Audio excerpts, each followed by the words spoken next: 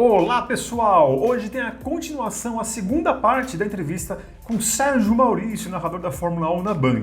Nesse trecho do papo, ele vai falar mais sobre as transmissões, principalmente de como a emissora tratou a maior categoria do automobilismo mundial. Além disso, ele também vai comentar sobre as audiências e também sobre o protagonismo dele nas transmissões, além da homenagem que recebeu do público em Interlagos, uma história bem bacana. Outros dois pontos para você ficar de olho ou de ouvidos que o Serginho revelou que a Band já tem todas as cotas de patrocínio preenchidas para 2022 e se o Galvão Bueno chegou a conversar com ele nesse ano que passou em 2021. Chega de papo e vamos com mais Sérgio Maurício. Ô Serginho, e vamos sair um pouquinho da polarização, porque teve um momento nesse ano, com certeza foi unanimidade.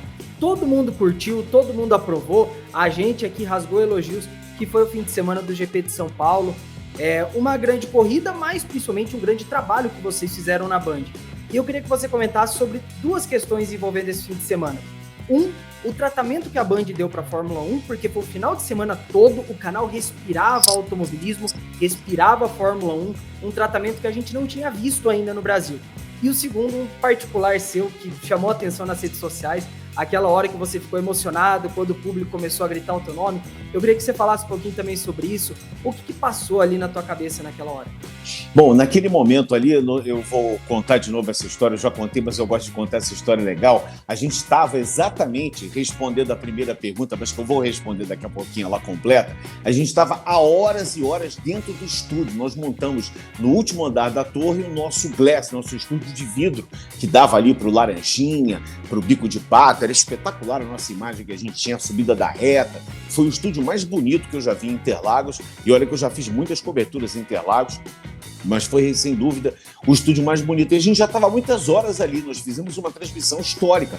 No domingo nós ficamos 10 horas falando de Fórmula 1, de dentro de Interlagos, né? O Show do Esporte começou às 8 da manhã, já falando de Interlagos, né? Já transmitindo a Porsche e já falando lá, o Elia e a Glenda já falando de lá, e a gente entregou para o Milton Neves às 18 horas. Ficamos 10 horas numa transmissão realmente histórica, e eu estava muito cansado ali já dentro do... porque tinha essa parte do estúdio glass, de vidro, mas a nossa transmissão era feita numa cabine hermética, a gente não via nada, eu estava só com os monitores e sentados do meu lado direito aqui estava o Felipe Giafone e o Rubinho, na minha direita, e na minha esquerda estava o Max Wilson e o Reginaldo Leme, estavam nós 5 ali, com 5 peças de monitor, um monitor maiorzinho em cima, que é o PGM, para a gente poder se balizar pela transmissão e tal. E eu saí ali, naquele momento eu saí, já tinha acontecido o pódio, já tinha acontecido uma série de coisas, tinha acabado a corrida, já tem sempre aqueles cabeças de gasolina que ficam ali para tentar pegar um pedaço de borracha, um parafuso, um boné, e era justamente isso, eu acho que era o pessoal placa de DRS, uma placa de DRS, eu tava louco para pegar uma, né, para trazer para cá, né. Aí eu cheguei assim, fui respirar, né? Eu cheguei ali perto da Moreto, olhei e tinha um grupo, acho que tinha alguém jogando, não sei se era o pessoal da Haas ou da Williams, alguém estavam jogando uns bonés, assim, e o pessoal que ainda estava ali, os remanescentes do pódio, estava ali. E aí alguém me viu, mandou um coraçãozinho, aí me deu um tchauzinho e tal. E de repente, aquela massa toda que estava lá se deslocou para debaixo de onde eu estava. E começaram a fazer umas brincadeiras. Eu peguei meu celular, eu tirei uma foto que tá até no meu WhatsApp, é uma foto minha, assim, com a galera embaixo.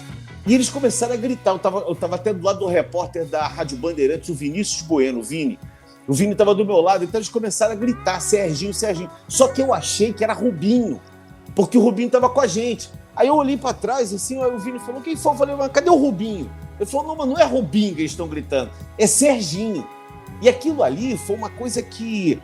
Eu volto a repetir aqui, porque eu já falei isso mais de uma vez, foi a coisa mais legal que aconteceu comigo em termos de resposta do público, do torcedor.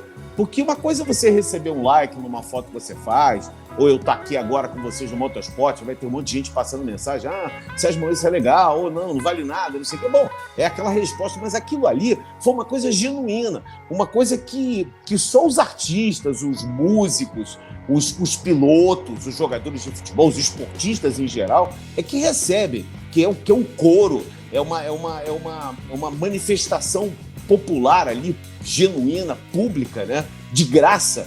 Então, como se fosse um ator, um músico. Então, a gente, como jornalista, não está acostumado com isso. Então, para mim, foi a coisa mais legal que aconteceu comigo nessa temporada. Não foram as narrações, foi esse contato ali naquele momento com o público. Eu chorei muito, porque eu fiquei muito emocionado com aquilo. Assim, eu já sabia, já estava sentindo, por parte de tudo que aconteceu comigo nessa temporada, e todas as mensagens que eu recebi de amigos, de pessoas, amigos dos amigos, pelas redes sociais, todo o carinho que o público estava tendo comigo, especialmente com a transmissão da Band, mas aquilo ali foi uma coisa muito, muito genuína, né? E depois eu recebi vídeos de vários pontos de vista, de gente que estava lá embaixo, que mandou foto, mandou vídeo para mim. Então aquilo ali foi a coisa mais legal que aconteceu comigo.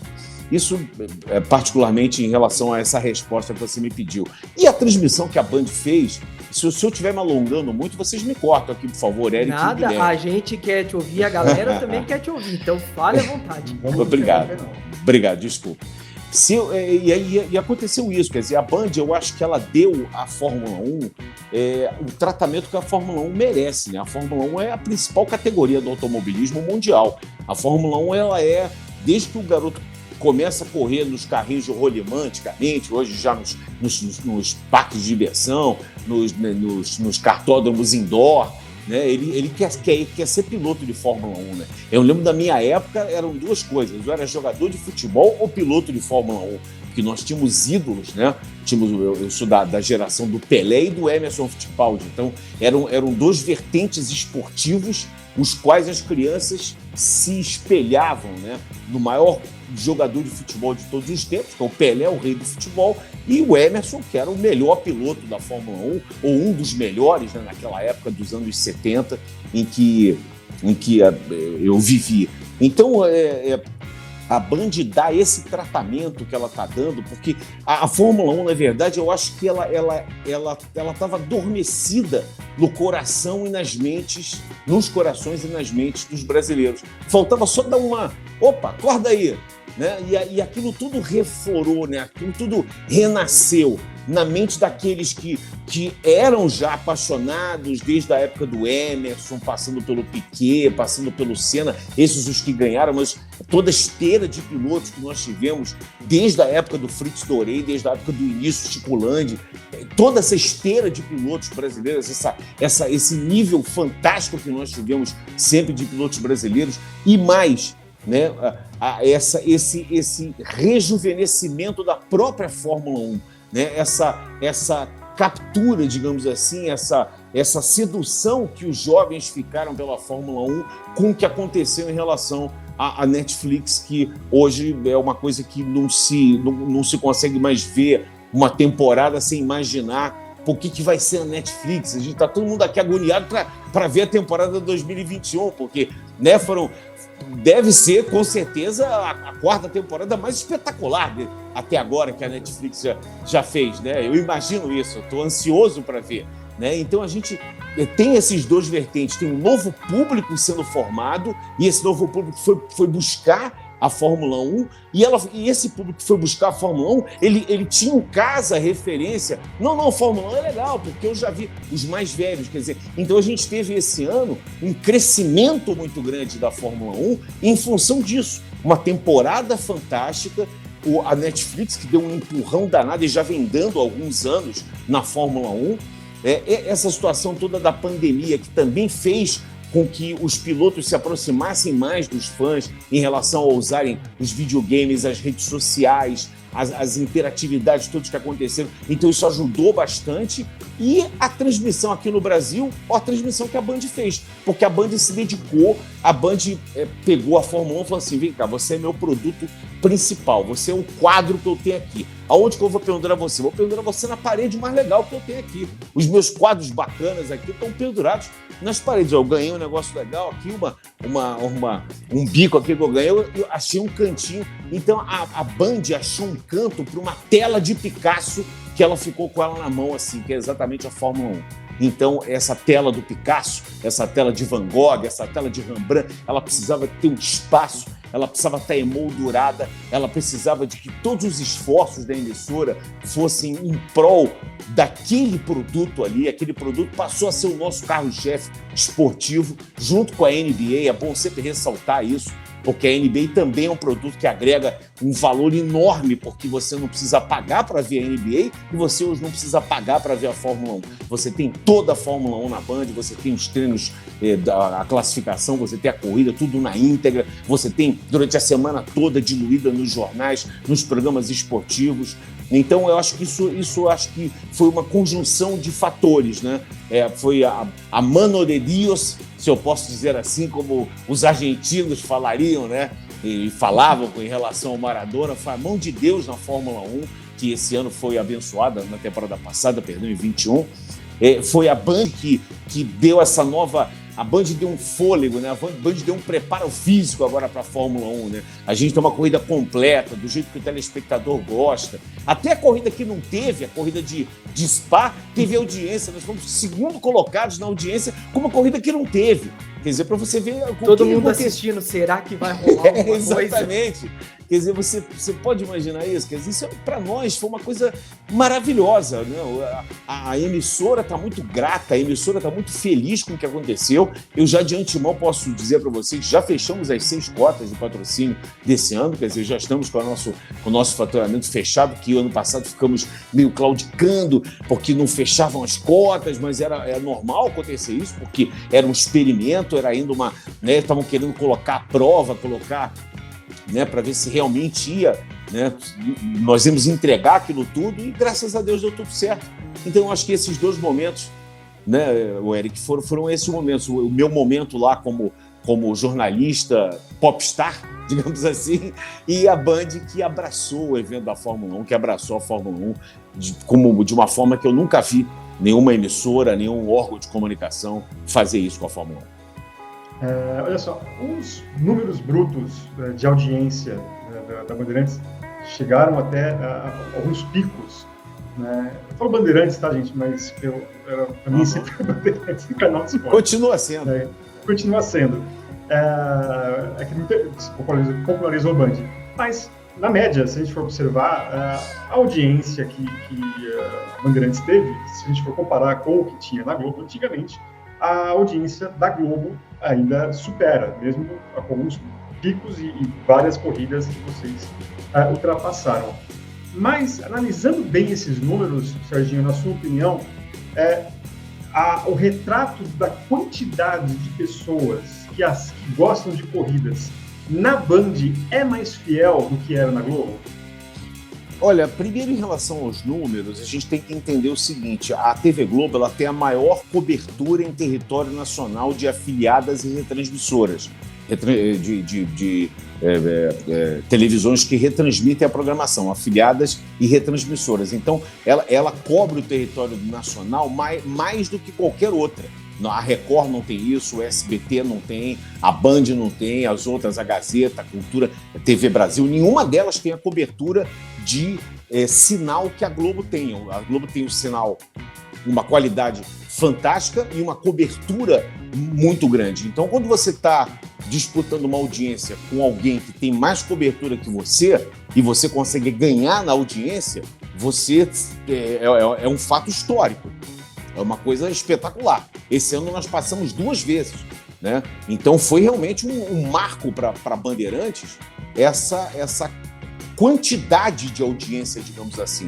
Não a qualidade, porque a qualidade a gente já sabe que a gente ia ter. A audiência qualificada, que é a audiência daquelas pessoas que gostam e que se interessam ou que se passaram a se interessar pela Fórmula 1. Mas o próprio crescimento do produto durante a temporada, cada corrida se superando, sendo melhor que a outra e o campeonato tendo reveses, uma hora o Hamilton lidera, outra hora o Verstappen que lidera, uma hora o cara está com 31 pontos na frente, outra hora o cara está 1 ponto só. Quer dizer, isso tudo mexeu com a emoção e, consequentemente, ele vai...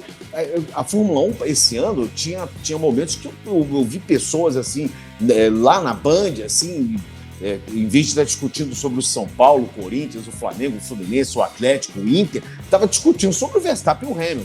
Quer dizer, a Fórmula 1 voltou a ter esse interesse. Então, isso é espetacular, né? Agora, em termos de audiência, a Globo sempre vai ter mais audiência com qualquer produto que ela tenha, porque ela tem uma cobertura muito grande. A cobertura da Globo é muito, muito maior do que a das outras emissoras.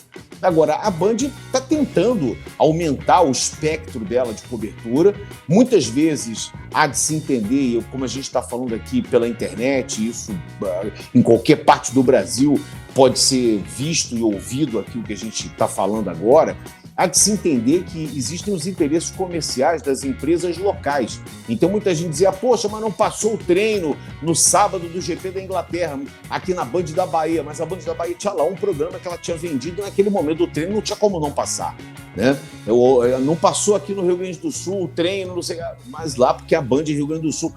Há de se entender que isso é televisão. A televisão não é só você ligar o canal, sentar e ficar vendo. Ali por trás da televisão existem muitos interesses e pessoas trabalhando para vender os anúncios, vender os programas. As próprias emissoras locais com dificuldade de se manterem em rede, porque as propagandas que são nacionais, elas nem sempre elas revertem em dinheiro ou em lucro qualquer para uma emissora que está retransmitindo. Então, muitas vezes, ela prefere não usar o sinal nacional para usar o sinal dela ali e vender uma produção, uma programação local. Aquilo vai aferir muito mais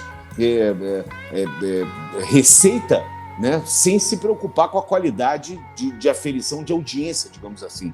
Mas a própria audiência da Fórmula 1 na Globo, pelo tratamento que a Globo estava dando, já estava em queda. Estava em queda livre, né? Eu não vou aqui nem comparar com os tempos do Ayrton Senna, que, digamos assim, são os números que a gente pode ter assim de mais recentes de comparação, dos anos 90, 2000 para cá, né? Mas a partir do momento em que houve essa queda e houve até o desinteresse próprio da TV Globo em relação à Fórmula 1, porque apesar da Fórmula 1 estar vendida e sempre muito bem vendida na Globo, ela não se encaixava mais, eu acho, antes de falar qualquer coisa, isso é achismo do Sérgio Maurício. Não é opinião abalizada, nem sou especialista em marketing, nada disso. Mas eu, vendo como funcionário que fui, e hoje também sempre como telespectador, o produto não estava se encaixando mais, porque a Globo estava com outros interesses em que, logo depois que a corrida acabava, não dava para esticar, porque não se sabia em que tempo ia ter o pódio, né? Existe todo um schedule, toda uma planilha, mas às vezes aquela planilha não é cumprida, ou então poderia acontecer, como aconteceram algumas vezes, coisas como aquela em Spa, da corrida não ter. Quer dizer, isso tudo para o modelo de grade de programação da TV Globo, ele não se encaixava mais, a Fórmula 1, como esse modelo. Então, eu acho que esse desinteresse aconteceu. Houve uma briga antes muito grande entre a Record e a SBT para ver quem ia pegar, e a Band, aos 45 do segundo tempo, numa manobra porfueira, foi lá e pegou a Fórmula 1 para a grade de programação por 2 anos. Né, trazendo a Fórmula 2, a Fórmula 3 também, e esse ano vai ter a Fórmula 4 aqui no Brasil, que a gente vai estar com todas as fórmulas aí para os nossos telespectadores. Então, eu acho que basicamente é isso. Eu acho que esse modelo da transmissão e o produto, ele não se encaixa mais ou não se encaixava mais em relação à TV Globo. E os números de audiência, eles estavam se refletindo lá e estão se refletindo a favor da Band. A Band, que estava na 4ª posição, ela passa a ocupar a 2ª quando ela coloca a Fórmula 1. E de vez em quando vai lá e belisca o 1º lugar, quando acontece uma situação como aconteceu nessa temporada, em 2 vezes no GP de São Paulo, no último GP do ano, em que a gente conseguiu passar a audiência. Quer dizer, então, isso foi muito legal. Isso para nós é uma vitória para o Grupo Bandeirante de Comunicação. De tanto vitorioso foi e esse ano para nós, que nós já estamos começando 2022 com as cotas fechadas, quer dizer, então isso é muito legal, mostra uma credibilidade, mostra que o mercado acreditou, porque a gente não faz televisão. A televisão, a gente trabalha o produto para o cara que está em casa e tudo mais, pensando em quanto que a gente pode angariar de patrocinadores que vão lançar suas marcas nesse cara que está lá fiel conosco, no nosso produto, sentado, gostando do produto, se divertindo, acompanhando os lances da Fórmula 1, e aí ele vai ser bombardeado com os patrocinadores, com as ações de marketing que são feitas, direcionando para o nosso público. Então, é importante que se entenda isso. A televisão ela é um triângulo: patrocinador, telespectador, produto. Esse triângulo a gente tem que trabalhar sempre e pensar nele quando a gente pensa em qualquer coisa em termos de televisão, principalmente em termos de produto esportivo. Sem dúvidas. E, Serginho, vamos agora falar um pouquinho mais sobre você. Você já tinha uma experiência muito vasta de Fórmula 1. No Sport TV você narrava, né, os treinos livres, a classificação, mas aí você foi para a Band e assumiu o papel de protagonista. Você passou a ser a cara da Fórmula 1, das transmissões de Fórmula 1 no Brasil. Como que foi para você essa transição de dividir a Fórmula 1 com outros narradores do Sport TV e da própria Globo e passar a ser o narrador da Fórmula 1 no Brasil? Foi uma melhor coisa que podia ter acontecido comigo, porque eu sou um apaixonado, eu sou um locutor esportivo, né? Como eu falei aqui no início, eu vou, esse ano de 2022, para o meu 44º ano atuando em rádio e televisão. Eu escrevi também para jornais, mas basicamente rádio e televisão. Mas eu sou um locutor esportivo, eu gosto de todos os esportes, eu tenho muitas conquistas no meu âmbito profissional, narrando diversas modalidades esportivas, mas eu sou um apaixonado por automobilismo, não escondo isso de ninguém, eu sou um apaixonado pela Fórmula 1. Então, poder ter essa oportunidade, eu estava aqui sentado exatamente nesse lugar aqui onde eu estou, perto da televisão, exatamente há um ano atrás, quando o telefone tocou e era o Denis Gavazzi, que é o meu chefe hoje, é o diretor de esportes do Grupo Bandeirantes de Comunicação, junto com o Rodolfo Schneider, que é o diretor de jornalismo, me fazendo uma proposta. Então, aquilo ali foi uma coisa que me deixou muito lisonjeado. Já havia uma manifestação nas redes sociais, logo depois que a Band anunciou que estaria com a Fórmula 1, houve uma manifestação muito positiva em relação às especulações dos nomes, e o meu nome era um dos especulados para aquilo, mas eu, obviamente, não tinha ainda nenhuma confirmação, nenhuma contato, né?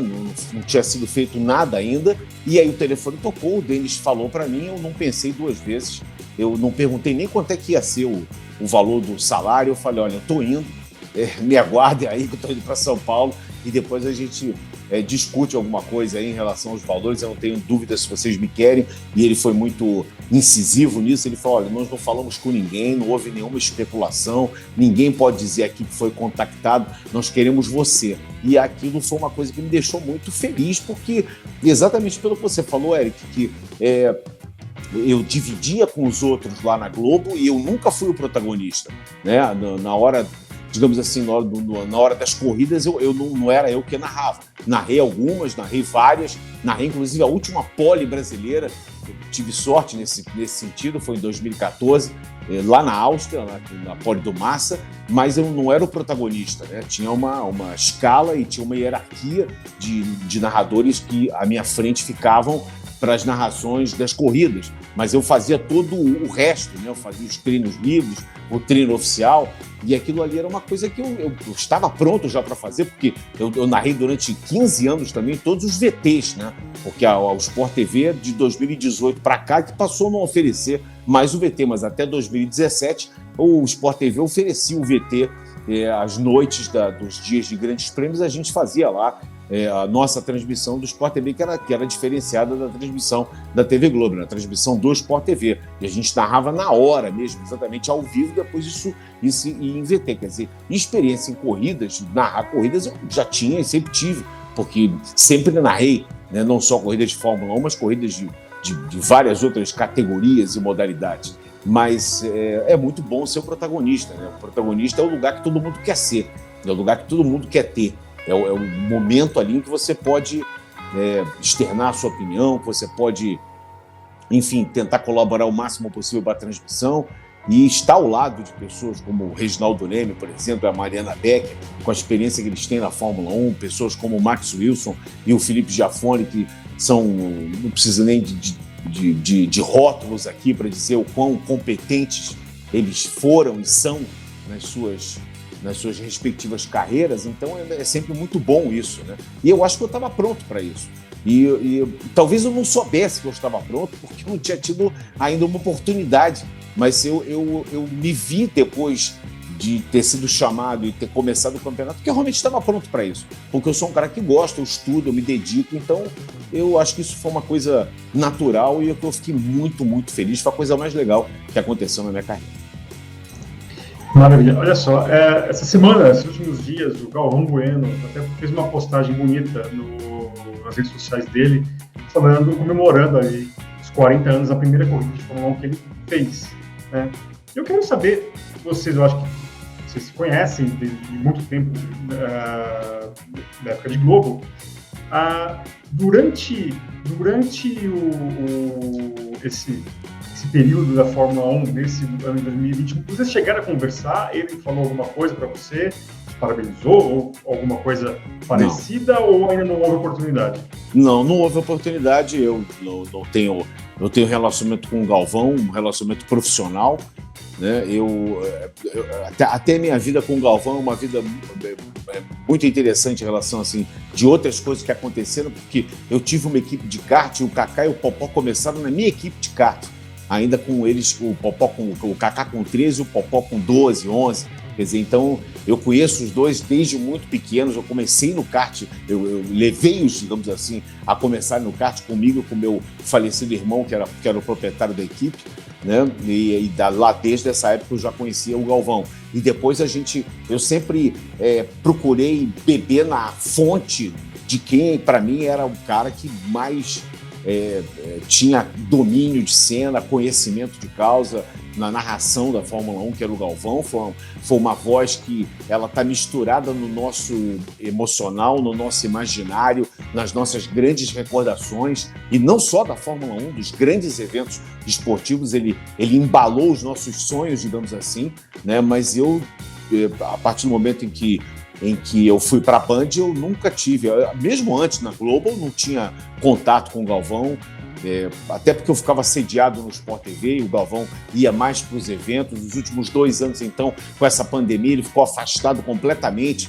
do convívio das redações, apesar das redações do Sport TV e da Globo terem se fundido, né, fisicamente. Ficou tudo na Barra da Tijuca, aqui no Rio de Janeiro. Ele não ia à redação, porque esses últimos 2 anos houve toda essa situação pandêmica, então a gente ia para lá e eram bolhas. Quem chegava para fazer a transmissão ia direto para a cabine, da cabine direto para a garagem, embora, para a gente não se misturar muito, né? E o Galvão ficou fora dessas transmissões todas, né? Algumas pessoas com mais idade ficaram fora da transmissão, obviamente, né? Por protocolos sanitários. Então foi isso. Ele não falou nada comigo. Eu achei muito bacana essa postagem. Eu curti, achei muito bacana, uma imagem muito bacana dele abraçado com o Reginaldo. Eles são as duas vozes, os dois mentores, né? Os dois caras que a gente deve reverências, né? Quando se fala sobre Fórmula 1 e sobre transmissões de Fórmula 1. Então, vida longa ao Galvão. Eu acho ele um narrador espetacular, um dos melhores que eu já vi, se não o melhor em termos de narração esportiva, de domínio de cena, de improviso, né? Um cara realmente espetacular. E o Reginaldo, que eu chamo o Reginaldo de chefe. O Reginaldo, ele é aquele cara assim que eu tive o prazer, ele era meu ídolo e passou a ser meu amigo. Eu passei a frequentar a casa dele, ele frequentar a minha. Quer dizer, uma coisa assim que, às vezes eu falo assim, caramba, é o Reginaldo Lemes. Ele me liga, eu falo, o Reginaldo Lemes. Sabe, quer dizer, ele para mim ainda é. Eu conto uma história, eu falei outro dia isso para a mulher dele, para Carmen Silvia, que quando eu fui fazer a primeira transmissão, foi uma transmissão até da Stock que eu fui fazer com o Reginaldo, e eu sentei, eu não me lembro se era Interlagos, acho que foi Interlagos, e eu sentei para fazer a transmissão e eu olhei pro lado, e aí tava, quer dizer, na hora que eu sentei o Reginaldo não tava, aí daqui a pouco eu olhei e falei, era o Reginaldo, eu não tinha nunca falado com ele. E eu falei, ele sentou do meu lado, aquele jeito dele, sempre uma pessoa muito afável, muito agradável. Aí ele sentou assim do meu lado e perguntou assim, ô Serginho, o que você vai me perguntar aí na minha primeira participação? Aí eu falei para ele assim, olha, eu não sei nem se eu vou conseguir falar, eu tô aqui do lado do meu ídolo, eu não sei nem se eu vou falar, quanto mais o que eu vou te perguntar, alguma coisa eu vou te perguntar, mas não se preocupa que eu não vou te deixar nenhuma banana, nenhuma casca de banana, não, tranquilo. Mas é um cara realmente sensacional, um cara que tem um conhecimento, um cara que faz parte do clube dos 500, né? Você imagina, o cara tem um anel do cara que já tem mais de 500. Aliás, o Reginaldo, nós temos 1.000 e tantas corridas, o Reginaldo tem mais de 700 GPs em loco. Quer dizer, então a gente tem que respeitar e respeitar muito pessoas como o Jaime Brito, que é o nosso produtor executivo, também faz parte do Clube dos 500, também está perto aí de 800 corridas, né? O Reginaldo e o Galvão Bueno, que é uma referência no jornalismo esportivo e principalmente na Fórmula 1.